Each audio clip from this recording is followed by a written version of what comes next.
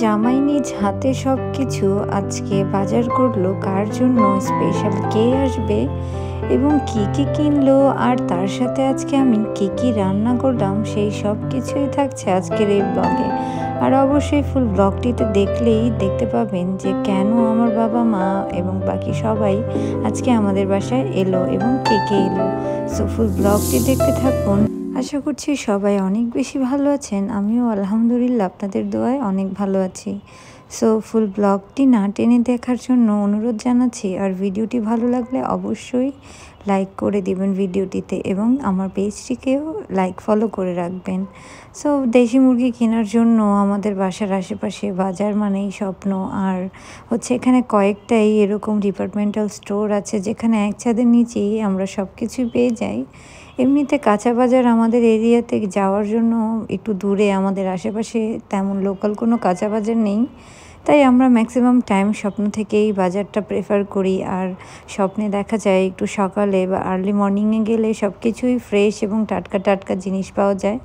So এখানে beef choose করে নিচ্ছিল আমার জামাই, যে দেখছিল যে কোনটা নিলে ভালো হবে। আর আমিও সিনার মাংসটাই পছন্দ করি বিফের সবচেয়ে বেশি, তো এখান থেকে তবে এখানে ম্যাক্সিমাম ইসের মধ্যেই দেখা যাচ্ছিল যে হাড়ের পরিমাণ বেশি মাংসের চেয়ে। তো শেষে ওইটার মধ্যেই দেখলো যে ওটার মধ্যে একটু মাংসের পিস বেশি বের হবে, তো ওটা ওয়েট দিয়ে ওটা নিয়ে নিল। তো পরবর্তীতে আবার চিন্তা করলো যে ইলিশ মাছ ওনার শাশুড়ি খুব খেতে পছন্দ করে, তাই আমার আম্মুর জন্য ইলিশ মাছ নিয়ে নিল। আর বাসায় অলরেডি ফ্রিজে ইলিশ মাছ ছিল, তাই আমি বললাম যে বেশি নিতে হবে না, একটা নিলেই হবে, আর ফ্রিজে অলরেডি আছে, সেগুলো মিলিয়ে একসাথে রান্না করব।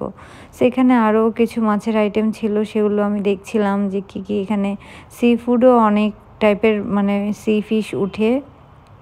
তো এই হচ্ছে আমাদের এরিয়ার স্বপ্নের আউটলেটটা, এটা বেশ বড়ই, আর এখানে সব কিছুই পাওয়া যায়। তো আমি তারপরে ওইগুলো প্রসেস করার সময় তারা করতে থাকুক, আমি ভাবলাম যে এখানে সালাদের জন্য আমি ফ্রেশ কিছু জিনিস নিয়ে নিই, যেমন সরষা, টমেটো, তারপরে আর যা কিছু ভালো লাগে। তো এক হাতে আমি ক্যামেরা ধরে রেখেছিলাম আর এক হাত দিয়ে আমার খুব হ্যাজেল হচ্ছিল ভিডিও কন্টিনিউ করতে। তো আমি তারপরে আমার জামাইকে বললাম যে তুমি টমেটো বেছে বেছে নাও। তো তারপরে সেও এসে হেল্প করলো, সে নিজেও কিছু টমেটো, তারপরে হচ্ছে লেবু, সালাদের জন্য ওর যা যা লাগে সব কিছুই সেইখান থেকে বেছে বেছে নিচ্ছিল।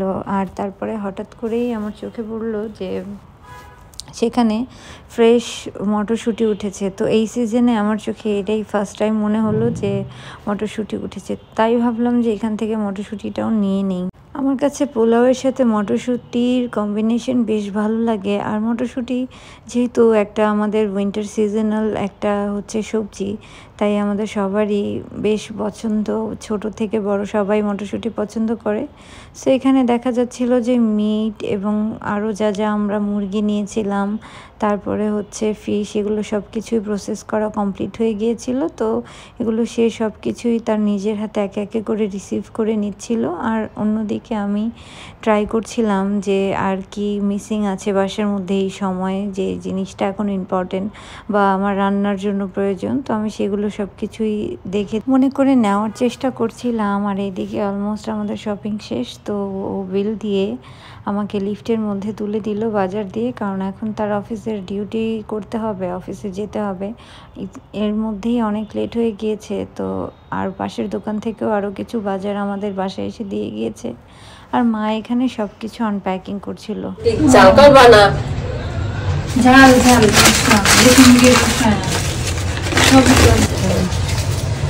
আর কি হয় মাংসটা ডালবো, পাশে ডালি। কে আসবো এই জন্য বাজার করলেন না? আমার বাড়ির পোলার শাশুড়ি, পোলার ছালি, বাজার করছি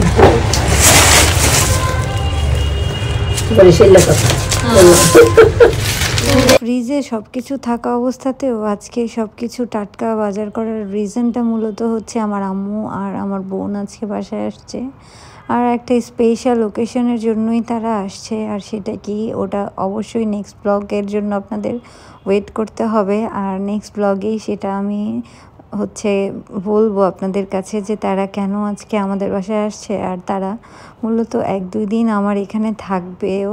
তো কেন থাকবে সেটাও সব কিছুই আপনারা নেক্সট ব্লগে জানতে পারবেন। তো সব কিছুই টাটকা টাটকা বাজার করার উদ্দেশ্যটা হচ্ছে আমার জামাই তার শাশুড়িকে সব কিছুই ফ্রেশ করে খাওয়াতে চায়, আর আমি আমার ডিউটিতে চলে এলাম যে সব কিছু আমার শাশুড়ি এবং হেল্পিং হ্যান্ড মিলে আগের থেকেই প্রিপেয়ার করে রেখেছিল, আমি জাস্ট রান্নাটা করব। তো আমি আমার ডিউটিতে লেগে পড়লাম, রান্নার জন্য আমি চলে এলাম। আর যেহেতু আপনারা আগের থেকেই জানেন যে আমি অনেক ভালো বেশি কুক না, তাই আমি ফুল রেসিপি আর আপনাদের সাথে তেমন একটা শেয়ার করি না, জাস্ট সিম্পলভাবে কিছু কিছু ক্লিপ করি। আর যেহেতু আমার বাসায় আগের থেকেই আমার সবচেয়ে বাড়ির আমার ছোট ননদ বাড়ির সবচেয়ে ছোট মেয়ে চলে এসেছিলো, তো ও বললো যে ঠিক আছে আপু, আমি হেল্প করব তোমাকে ভিডিও করে দিতে, তুমি সব কিছুই শেয়ার করো বা আমি ভিডিও করে দিচ্ছি। তো ওর হেল্পের জন্য আমি মোটামুটি একটু মোটিভেশন পেলাম যে ঠিক আছে আজকে তাহলে রান্নার ফুল প্রসেসটা দেখানো যাক।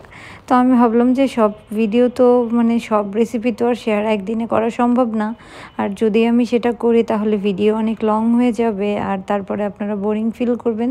তো একদিনে আর এত কিছু না দেখাই, জাস্ট আজকে মুরগির রেসিপিটাই শেয়ার করি।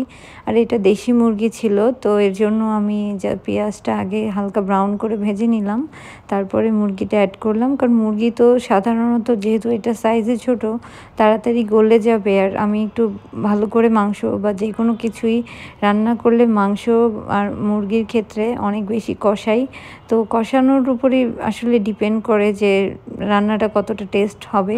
তো পেঁয়াজ দিয়ে সব কিছু মুরগিটা হালকা ফ্রাই করে নেওয়ার পরে আমি সব মশলা মানে ড্রাই স্পাইসগুলো অ্যাড করে দিলাম, হলুদ, মরিচ, জিরার গুঁড়ো, ধনিয়া গুঁড়ো, লবণ, জাস্ট এগুলোই, এক্সট্রা অর্ডিনারি কোনো কিছুই আমি এখানে অ্যাড করছি না বা করি না। এতেই আলহামদুলিল্লাহ রান্না খাওয়ার মতো হবে, মানে সবাই প্রশংসা করবে দিন শেষে যে না ভালোই হয়েছে, খাওয়ার মতো হয়েছে, খাওয়ার যোগ্য হয়েছে, এই আর কি। আমি নিজের প্রশংসা নিজেই করছি, বিষয়টা এরকম না। তো সব কিছু ওগুলো মশলা মানে আমি সব সময় করি কি, ড্রাই স্পাইসগুলো দিয়ে আগে একবার মাখিয়ে তারপরে আমি আদা রসুন বা যেই মশলাগুলো একটু ভেজা থাকে সেগুলো অ্যাড করি। তাতে হয় কি, মুরগির পানিটা শেষের দিকে ছাড়ে, তো শুকনো অবস্থায় একটু ভাজা ভাজা হয় আর কি মুরগিটা, তখন মশলাটার আর ফ্লেভারটা আরও বেশি মানে টেস্ট হয় ভালো, আর মশলার ফ্লেভারটা আরও বেশি এনহ্যান্স হয়। যাই হোক, শিরিন আমাকে হেল্প করছিল ভিডিও করে দিতে, শিরিনকে অনেক অনেক থ্যাঙ্কস। আর এই হচ্ছে তারপর আমি গরম পানি দিয়ে ঢাকনা দিয়ে ঢেকে দিলাম, আর পানিটা শুকিয়ে এলেই আমার মুরগি ডান।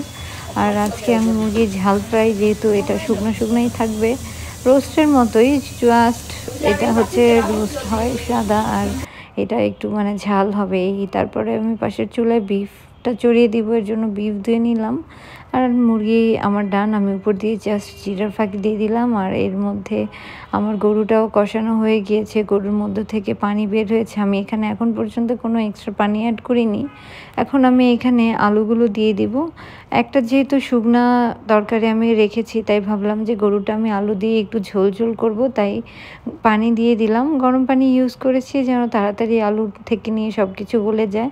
দিয়ে ঢাকনা দিয়ে ঢেকে দিলাম। এর মধ্যেই দেখা গেল যে গেস্ট চলে এসেছে, আর আমার রান্নাও সব কিছুই শেষ। আমিও আবার এক্সট্রা করে রান্না করেছিলাম, আমার আম্মুর জন্য ইলিশ মাছ রান্না করেছিলাম, সরিষা ইলিশ, সেটা আমার আম্মু খুব পছন্দ করে। তো ওইটার ভিডিও আর আমি আজকে শ্যুট করিনি, ওটা আমি আপনাদের সাথে রেসিপি আরও অন্য একদিন দেখাবো। তো আম্মু কী কী নিয়ে আসছে বাসায়, আমি সেগুলো সব কিছু আনপ্যাকিং করছিলাম আমি আর আমার ননদ মিলে। তো এখানে দেখতেই পাচ্ছেন যে আম্মু পেঁপে আর হচ্ছে কমলা আর সুইটস তো মাছ থাকবেই। এখানে মিষ্টির প্যাকেটে এসেছিল লাড্ডু, যেহেতু মিষ্টি খুব একটা আমাদের বাসায় কেউ পছন্দ করে না, তাই লাড্ডু ছিল। আর তারপরে আরেকটা বক্সের মধ্যেও মিষ্টির সুইটসেরই কোনো একটা আইটেম ছিল, তবে এটা টেপ মারা ছিল, এর জন্য আর আমি ওটা খুলিনি। আর এর মধ্যেই আমার দেবরের ডিউটিতে লেগে গিয়েছে, আর আজকে তাদেরও আসার মেন উদ্দেশ্যটা হচ্ছে নাফিসের হাতের চা খাবে। তো নাফিসও তার ডিউটি সুন্দর মতো ফুলফিল করলো, ওর চা বানালো, কিন্তু নাফিস আর আজকে চায়ের ট্রেটা নিয়ে আসেনি। অন্য দিনের মতো আজকে চায়ের ট্রেটা আমার শাশুড়ি মা এনে দিয়েছে। হয়তো নাফিস লজ্জা পেয়েছে নাকি আমি জানি না, তবে নাফিস কেন আনলো না এটা নাফিসই নিজেই ভালো জানে। আজকে নাফিস চায়ের ট্রেটা আনলো না।